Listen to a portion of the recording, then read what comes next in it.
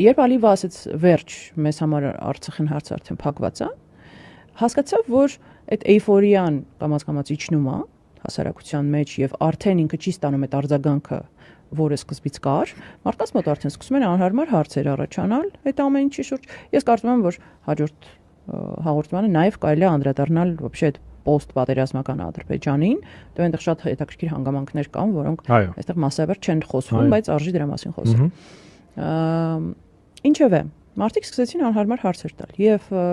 Ալիևը ստիպված պետք է մատուցեր իր հանրությանը նոր ինչ-որ գաղափար, նոր գաղափարախոսություն, որպեսզի իրենք մնան կուռ, որպեսզի անդադ ունենան արտաքին թշնամու կերպար, որից Ալիևը միակն ով կարա իրանց պաշտպանի, հա, եւ շատ արագ, այսպես ընտրեցին, վերցրեցին այդ նոր գաղափարը, թե ինչու է Ադրբեջանը հարձակվելու Հայաստանի վրա, հա, լեգիտիմացնելու համար Ադրբեջանի հաջորդ հարձակումը, հաջորդ պատերազմ,